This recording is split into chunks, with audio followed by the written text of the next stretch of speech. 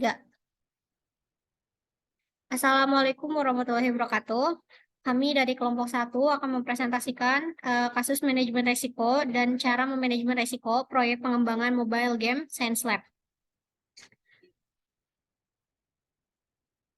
Sebelumnya saya izinkanlah saya untuk memperkenalkan kelompok saya terlebih dahulu. Yang pertama itu ada Muhammad Iqbal dengan NIM 16 10 11 80. Yang kedua yaitu ada Hatmaat Mim Mirfako dengan NIM 20 10 11 59.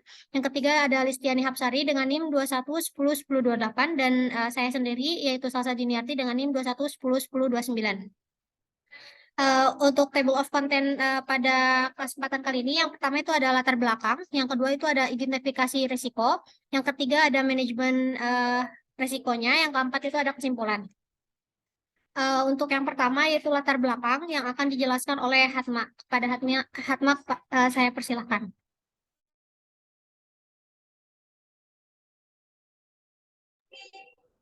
Latar belakang pengembangan game mobile Science Lab memiliki resiko, kompleksitas, dan persaingan yang tinggi. Proses pengembangan membutuhkan keahlian dalam desain, pemrograman grafik, dan pengujian.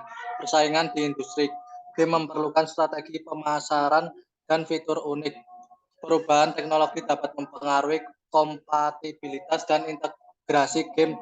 Umpan balik pengguna mempengaruhi popularitas dan kesuksesan. Dengan memahami risiko ini, tim pengembangan dapat mengidentifikasi dan mengatasi tantangan yang mungkin timbul selama pengembangan game mobile lab science dan memaksimalkan peluang kesuksesan game tersebut.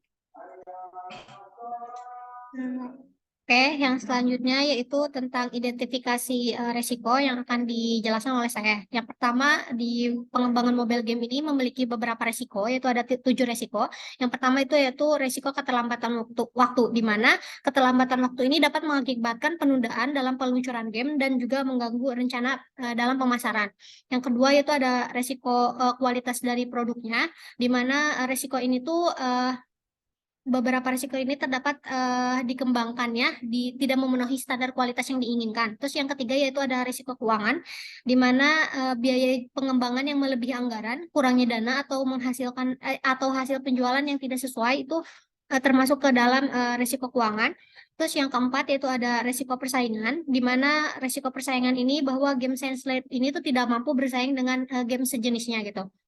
Yang kelima itu ada risiko perubahan teknologi, di mana risiko ini tuh menjadi kurang relevan dengan perubahan teknologi.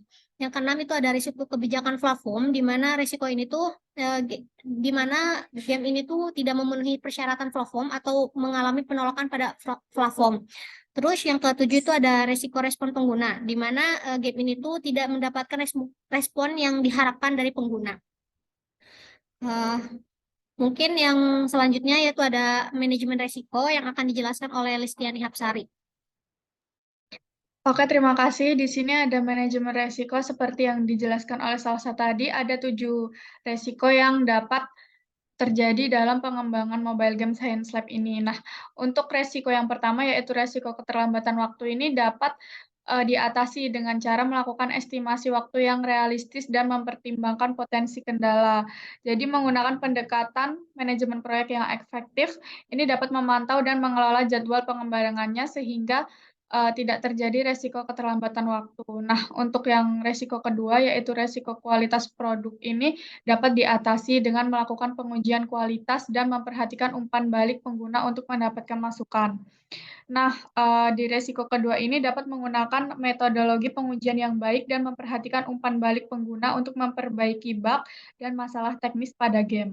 Selanjutnya yang ketiga yaitu pada resiko keuangan. Ini dapat diatasi dengan membuat perencanaan keuangan dan memantau pengeluaran secara rutin serta mencari sumber pendanaan tambahan.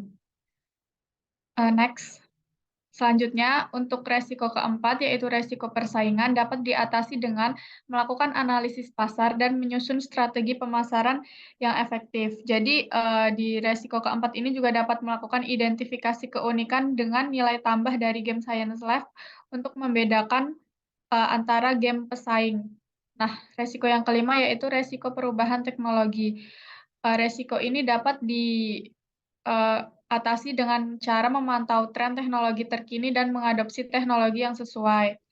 Lalu yang keenam, resiko kebijakan platform ini dapat diatasi dengan mempelajari dan mematuhi persyaratan platform. Nah, untuk mempelajari dan memahami kebijakan platform ini dapat dilakukan sebelum mengembangkan game. Dan resiko yang ketujuh, yaitu resiko respon pengguna ini dapat diatasi dengan melakukan riset pasar dan mengumpulkan umpan balik pengguna. Jadi mengumpulkan umpan balik pengguna ini dilakukan secara teratur dan meresponnya dengan cepat sehingga dapat meningkatkan kualitas game dan memberikan fitur yang relevan berdasarkan masukan para pengguna.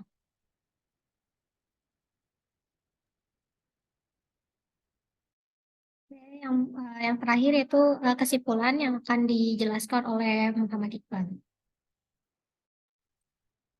Untuk kesimpulannya, pengembangan game science lab membutuhkan manajemen risiko efektif.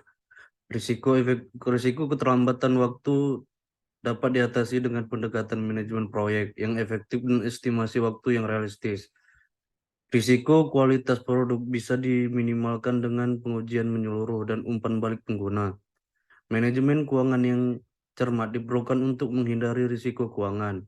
Analisis persaingan dan strategi pemasaran yang baik membantu menghadapi risiko persaingan. Perubahan teknologi bisa diatasi dengan mengikuti tren dan memperhatikan umpan balik pengguna. Kebijakan platform harus dipatuhi untuk menghindari risiko kebijakan. Respon pengguna bisa ditingkatkan melalui riset pasar dan peningkatan kualitas. Berdasarkan umpan balik, dengan manajemen risiko yang baik, mengembangkan game science lab memiliki peluang sukses yang besar. Mungkin itu saja penjelasan dari kelompok 1, kurang lebihnya mohon maaf. Terima kasih. Wassalamualaikum warahmatullahi wabarakatuh.